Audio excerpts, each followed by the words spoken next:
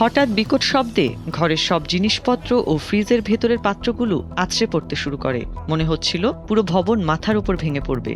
এমনি করে ভূমিকম্পের বর্ণনা দিচ্ছে ভেনেজুয়েলার রাজধানী কারাকাসের বাসিন্দারা। দক্ষিণ আমেরিকার দেশ ভেনেজুয়েলায় 1 মিনিটেরও কম সময়ের ব্যবধানে দুটি শক্তিশালী ভূমিকম্প আঘাত এনেছে। স্থানীয় সময় বুধবার সন্ধ্যায় ভূমিকম্প দুটি আঘাত হানে। এতে 1 লাখেরও বেশি মানুষের মৃত্যু হতে পারে বলে আশঙ্কা করছে মার্কিন ভূতাত্ত্বিক জরিপ সংস্থা USGS। প্রথম ভূমিকম্পটির মাত্রা ছিল 7.2। এর উৎপত্তি স্থল ছিল দেশটির ক্যারিবীয় উপকূলের মরণ অঞ্চলের পশ্চিমে, যা রাজধানী কারাকাস থেকে প্রায় 168 কিলোমিটার পশ্চিমে অবস্থিত। এই ভূমিকম্পটির গভীরতা ছিল 22 কিলোমিটার।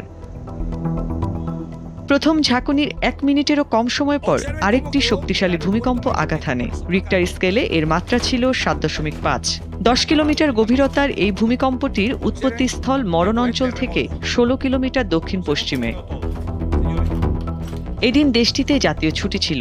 এখনো পর্যন্ত হতাহতের সঠিক সংখ্যা বা ক্ষয়ক্ষতির পূর্ণাঙ্গ চিত্র জানা যায়নি। তবে ভূমিকম্পের ফলে বিভিন্ন ভবন ধসে পড়েছে, জ্বালানি সরবরাহ ব্যাহত হয়েছে এবং ধ্বংসস্তূপের নিচে আটকা পড়েছে বহু মানুষ। এছাড়া ভূমিকম্পের পর তীব্র আফটার শক, ভূমিধস ও মাটির তারল্যীকরণের মতো মারাত্মক ঝুঁকির কথা জানানো হয়েছে। এদিকে দেশে আঘাত হানা এই ভয়াবহ দুর্যোগের পর ভেনেজুয়েলার ভারপ্রাপ্ত প্রেসিডেন্ট ডেলসি রদ্রিগেজ দেশজুড়ে জরুরি অবস্থা ঘোষণা করেছেন। ভূমিকম্পের ফলে দেশটির মাইকেটিয়ার সিমন বলিভার আন্তর্জাতিক বিমানবন্দরটি মারাত্মকভাবে ক্ষতিগ্রস্ত হওয়ায় সেটিও বন্ধ করে দেয়া হয়েছে।